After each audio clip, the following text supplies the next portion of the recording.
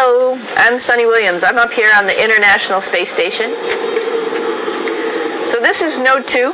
This is a really cool module. Of course, most of these modules you'll see they have 4 sides, and they're put together. That way we could sort of work on a flat plane, either a wall, a floor, another wall, or the ceiling. But, you know, again, all you have to do is turn yourself and your reference changes. The reason I'm bringing that up is because this is where 4 out of 6 of us sleep. And so people always ask about sleeping in space. Do you lie down? Are you in a bed? Not really, because it doesn't matter. You don't really have the sensation of lying down. You just sit in your sleeping bag. So here's one sleep station right here. I'm going in right now. You can follow me if you want. So I'm inside. It's sort of like a little phone booth, but it's pretty comfy. I've got a sleeping bag right here that we sleep in, so we don't have sort of like a little bit of a cover. We don't fly all over the place. But you know, you can sleep in any orientation. I have it feeling like I'm standing up right now, but like you saw, I'm on the floor. But it doesn't matter if I turn over and I sleep upside down. I don't have any sensation in my head that tells me that I'm upside down, so it really doesn't matter. The sleep station is also like a little office. We've got a computer in here. As you can see, we've got a couple little toys. I've got some books. I've got some clothes and other things that make it sort of like home. I'm coming out. And just for reference, that's one sleep station. This one's another. Right here. There's one on the ceiling, if you want to call it. Right here. And then there's a 4th on the other wall over here. So all of us sleep in a little bit of a circle. All right, come on back. There's more to show you.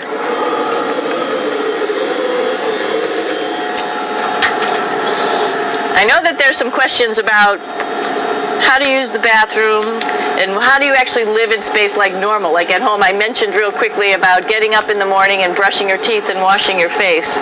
Well, how do you do that?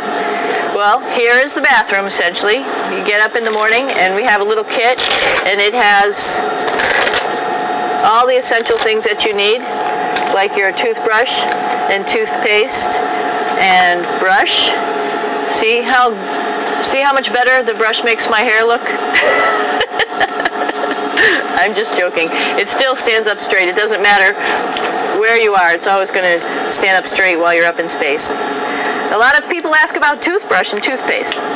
So, luckily enough, toothpaste, you can do it upside right this way, is sticky, and so it sticks to your toothbrush. No problem. Another cool thing is that water sticks to your toothbrush too.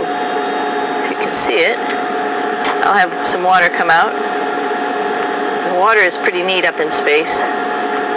It'll stick to your toothbrush and it will make a big bubble,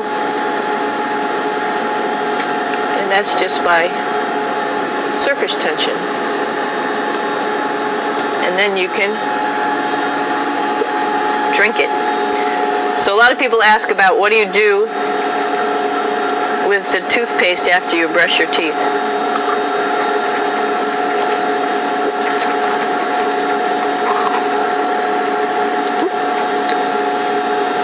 Two options.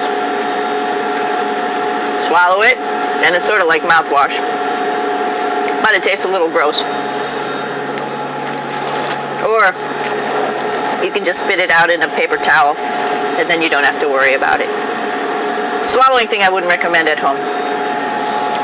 I'm only up here for 4 months, so it's not that bad.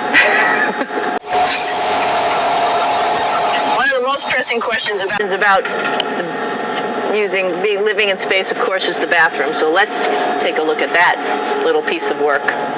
Come on in.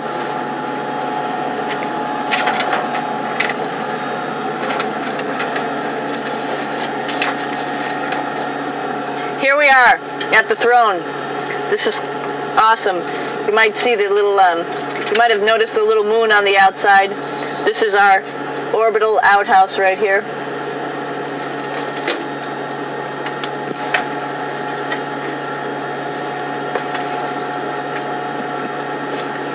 And of course, it serves for two functions. Number 2, right here. I'll show you. But you see it's pretty small, so you have to have pretty good aim, and you be ready to make sure things get let go the right direction.